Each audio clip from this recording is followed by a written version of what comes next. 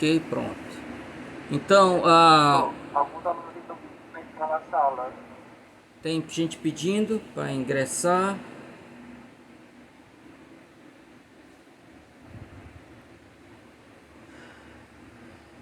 Então, gente, eu peço sempre que vocês não entrem atrasado, porque eu tenho que ficar interrompendo a aula para voltar para lá.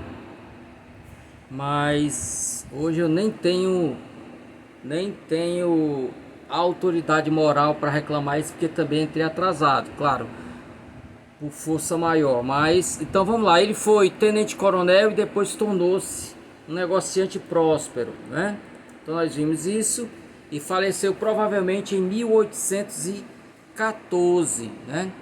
Então ele faleceu ainda durante a vigência lá do movimento, né? Do movimento dos oiteiros. Ele passou muito pouco tempo. Então eu trouxe dois poemas dele, pessoal. Então nós vamos ler e aí nós vamos comentar. E queria deixar vocês à vontade também, quem quiser meter o bedelho, né? E mostrar alguma coisa que viu que eu não enxerguei, não se reprima. Então vamos lá, o primeiro poema, vocês estão vendo, é um soneto, né? Dois quartetos e dois tercetos. Então você tem aí, alegrai-vos, ó chefe esclarecido, pois que extinta está a cruel guerra. Já respira alegria toda a terra, já se esquece do que tem padecido. Alegrai-vos, congresso enobrecido, que a paz, a santa paz que o mal desterra, a guerra fugentou que tudo aterra e tudo deixa a cinzas reduzido. Venceu a justa causa, aniquilado, este monstro ficou, esse tirano, que há de perpetuamente ser odiado. Regozija-te, ó bravo lusitano, viva repete, exército aliado, exulta de prazer, americano, né? Então esses pontos de exclamação aí no final, gente, isso tem um nome, a gente chama de pathos, né? Pathos, que vem lá do grego, né? O patético, né? Você querer arrancar a emoção, né? Querer que o teu ouvinte, né? Ele fique daí a gente chama de simpatos, né? O que sente ao mesmo tempo ou conjuntamente, né? Que ele sinta mesmo arrebatamento do poeta também. Então, como vocês observam, gente, o poema aí ele tem várias cifras aí, vários elementos que ele vai trazendo que são necessários a gente visitar a história, o momento em que o poema foi escrito, para entender que chefe esclarecido é esse de que ele trata, que guerra é essa que acabou de acabar, né? Extinta está a cruel guerra, que congresso enobrecido é esse, né? Quem é esse tirano? Quem é esse bravo lusitano? Quem é esse americano? Então, ele vai trazer aí termos que devem ser recuperados pela investigação da história, né? Outra coisa que eu queria chamar a atenção, vamos ler aí os comentários daqui a pouco, gente, mas já queria chamar a atenção para não perturbar com as letras aí nos olhos de vocês, as letras do comentário. Então algumas palavras são importantes aí, como a palavra esclarecido, pessoal. Nota que nós estamos falando de um momento histórico em que o iluminismo dava as cartas, né? Então o iluminismo, que é uma das bandeiras aí do movimento, né, do neoclassicismo tal, a razão, né? A razão. Então o chefe esclarecido é alguém que governa utilizando-se da razão, né? Vamos ver outra aí, outra palavra, eu passando também. Bom, depois a gente vai ver aí. Então, gente, eu trouxe aqui alguns comentários, né? Então, como eu falei, é um soneto. O soneto era bastante cultivado pelos neoclássicos, né? Não à toa, um dos maiores neoclássicos, aliás, o maior neoclássico de Portugal, né? é considerado um dos três maiores sonetistas de todos os tempos, né? Então você tem Camões, Bocage e Antero de Quental. Eu costumo incluir mais um quarto nome, que é o de Flor Bela Espanca, né? Então o Bocage foi um dos maiores sonetistas em língua portuguesa. Ele utilizou bastante nas suas produções, tanto neoclássicas quanto pré-românticas, né? E aqui no Brasil também foi cultivado também o soneto. Então a primeira coisa a chamar a atenção é isso, né? O soneto. Outra questão que eu trouxe foi as palavras aí chaves, né? Então vamos logo para essa palavra tirano. Este monstro ficou esse tirano. Esse tirano, pessoal, é Napoleão Bonaparte, né? E aí já dá para adiantar o que é esse congresso que a gente vai ver daqui a pouco, né? É o Congresso de Viena que o condenou, né? Então, o final aí, regozija-te, ó bravo lusitano, muito certamente uma alusão a Dom João VI, o português.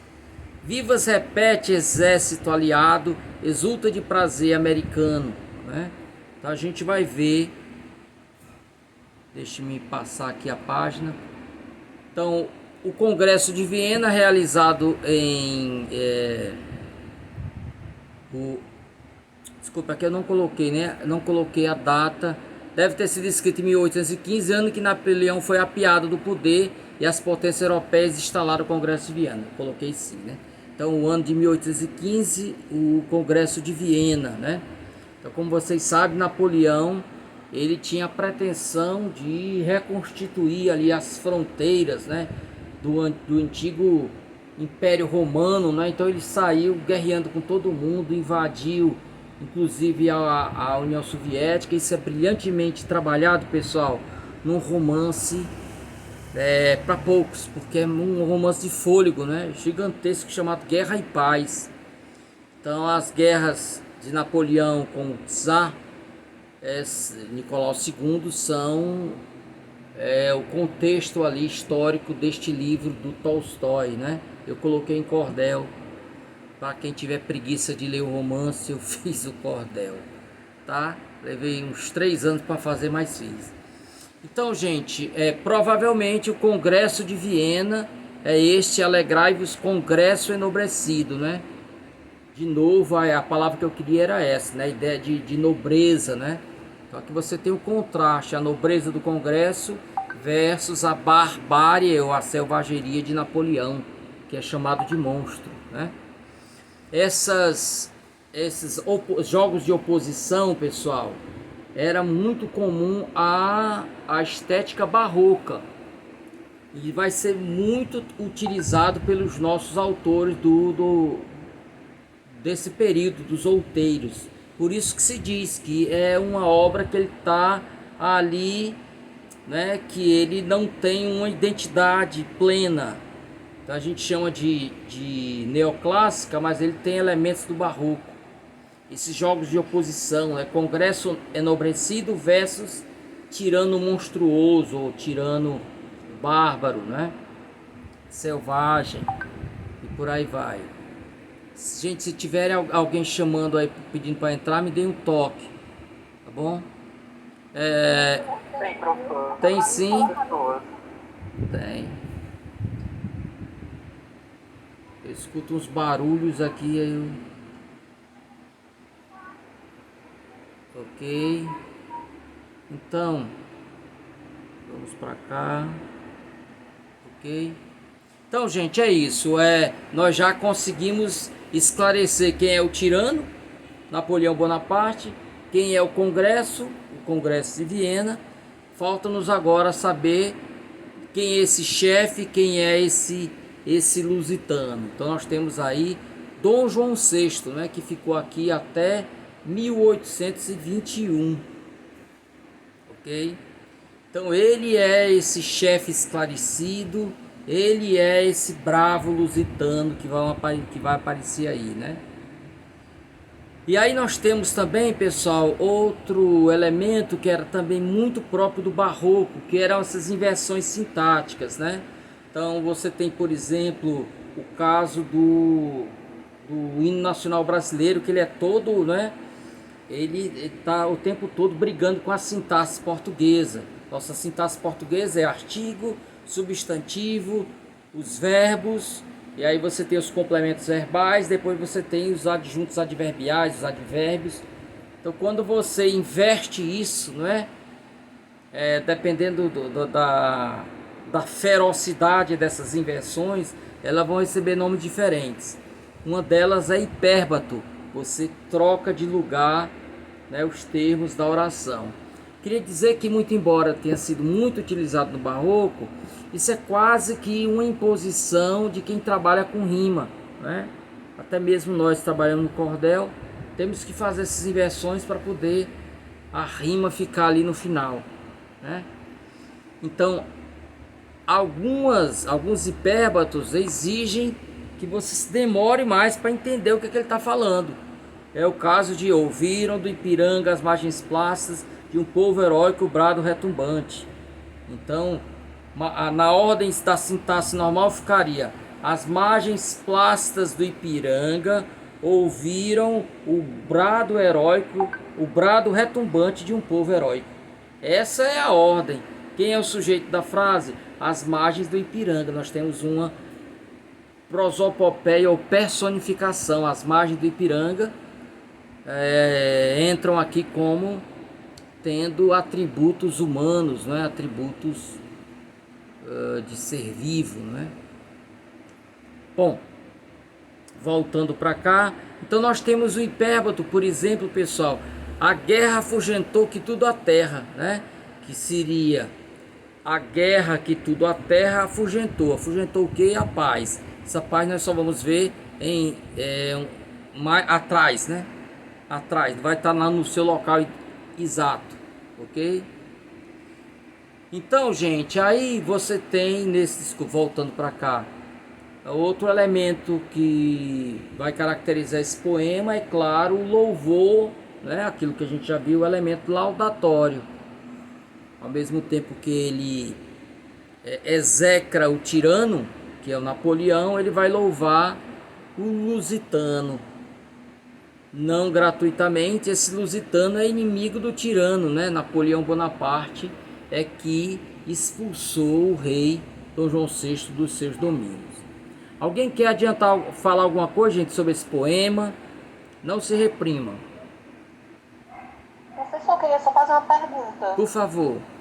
É sobre o uso das letras maiúsculas. Eu queria saber qual foi o critério que parece estar sendo utilizado para definir quais foram assim, as palavras em que colocar as letras maiúsculas. Porque, por exemplo, o lusitano está em minúsculo, mas americano está em maiúsculo. Ah, é. É uma pergunta difícil de responder. A gente sabe que a utilização das maiúsculas, né, foi uma marca de um movimento que virá bem depois, né, que é o simbolismo. O simbolismo costumava utilizar as letras maiúsculas, né, para dizer que eu estou falando do absoluto. Quando eu digo silêncio, não é o silêncio simplesmente cessação de voz, né? É o silêncio primevo, né? O silêncio transcendental. Eu falo silêncio com S maiúsculo, por exemplo, quando me refiro à morte, o silêncio dos silêncios, né? Não é o caso aqui. É verdade que a palavra lusitano aí causa espanto não ser ela também utilizada com letra maiúscula, né? Essa é a única que nos chama a atenção.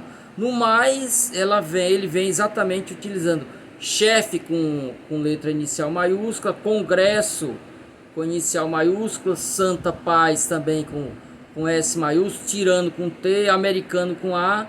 Então o que nos chama a atenção aqui é ele não ter feito o mesmo para lusitano, não é?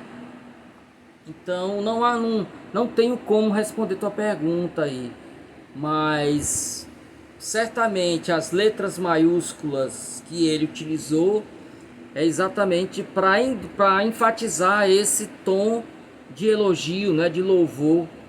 No caso, tirando o contrário disso, né, colocá-lo lá embaixo, né?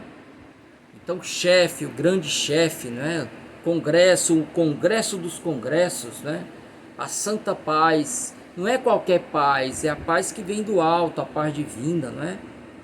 Tirano porque ele representa o inimigo, o adversário, aquele que se opõe a tudo de bom, inclusive a santa paz, né? Ok? Alguém tem, gente, alguma ideia aí do porque ele não utiliza em lusitano também essa inicial maiúscula? Já que é americano, não é? Eu acho que é para dar essa ênfase no americano, já que ele era um português, estava na América, né? Ele quis dar mais ênfase à questão daquele pessoal que saiu da América para lutar contra Napoleão e que agora voltava vitorioso. Talvez seja isso. É muito interessante porque o poema é de um português que também fez esse trânsito, né? É um português totalmente abrasileirado. Tanto é que ele não fica ao lado de Portugal, ele fica do lado do Brasil no momento da independência. Mas muito bom, muito bem destacado. Uma sacada muito boa. É claro, gente, nós estamos diante de um texto literário. E a beleza do texto literário é essa possibilidade de leituras diferentes, né? Eu já vou incorporar essa leitura. Como é seu nome? Desculpe. Janaína Vinícius. Opa, Janaína, já vou incorporar essa tua leitura às minhas, né? Achei muito bem sacado. A ideia de o americano sobrepor-se ao lusitano, né? Muito interessante. Alguém quer falar alguma coisa mais sobre o poema, pessoal? Fiquem à vontade. Nós estamos com um texto literário, não estamos lidando com fórmulas matemáticas aqui de precisão, né? Há poesia na matemática também, eu sei. Ok? Bom, outro poema do autor, pessoal, é um poema que ele vai tratar da modernização da cidade de Fortaleza, né? Então vamos ver o poema.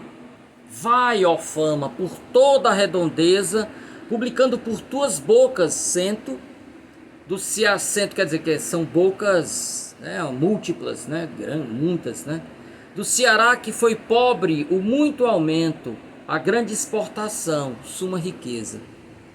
Dize que já se vê fausto e grandeza na sua capital do chefe assento. Que polícia já tem luzimento e tem o que não tinha, fortaleza.